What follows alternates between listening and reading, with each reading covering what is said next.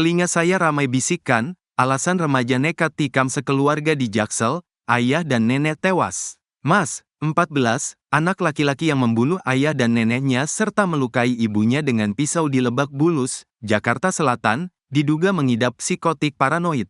Dugaan itu diungkap oleh kriminolog Universitas Indonesia, UI, Adrianus Meliala. Menurut pemeriksaan sementara polisi, Mas mengaku mendengar bisikan sebelum membunuh korban menggunakan sebilah pisau bergagang kayu. Kalau psikotik, paranoid itu ditandai dengan waham curiga atau dengan kata lain waham di mana berupa orang yang berbisik-bisik, orang yang menyuruh-nyuruh dia untuk membantai, kata Adrianus saat dihubungi Kompas.com, Minggu, tanggal 1 Desember tahun 2024. Bisikan, orang yang mengatakan bahwa di depanmu itu ada musuh, atau di depanmu itu ada kucing yang bisa disembelih, tambah Adrianus. Pada momen itu, Mas disebut tidak tahan dengan bisikan yang didengarnya, sehingga mengikuti instruksi itu. Jika Mas terbukti mengalami psikotik paranoid, maka penyidik tidak bisa mempidananya. Nah, yang juga penting untuk diperhatikan adalah bahwa kalau itu adalah psikotik, maka umumnya tidak dapat dipertanggungjawabkan secara pidana, kata Adrianus. Diberitakan sebelumnya,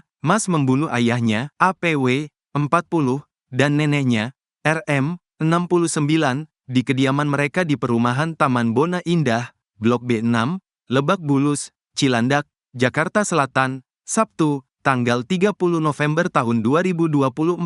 Bukan hanya ayah dan nenek, Mas juga berupaya membunuh ibundanya, AP, 40, menggunakan sebilah pisau yang dia ambil dari dapur rumah. Pisau itu sudah lebih dulu Mas gunakan untuk menghabisi nyawa APW dan RM. Dengan kondisi tubuh yang bersimbah darah akibat luka tusuk, AP berhasil selamat setelah melompat dari pagar rumah demi menghindari kejaran anak kandungnya. Ia segera dilarikan ke Rumah Sakit Umum Pusat, RSUP, Fatmawati. Sementara RM dan APW sudah terkapar di lantai dasar rumah 2 lantai itu. Usai pembunuhan ini, Mas meninggalkan rumah dengan berjalan cepat. Dia juga membuang pisau di tengah perjalanan.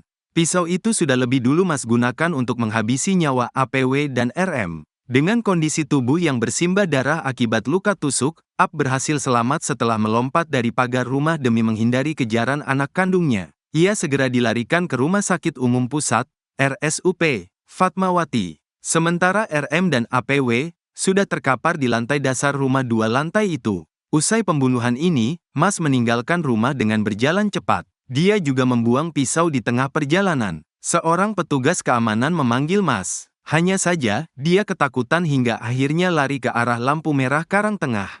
Namun, upaya melarikan diri ini gagal karena Mas berhasil ditangkap oleh petugas keamanan perumahan.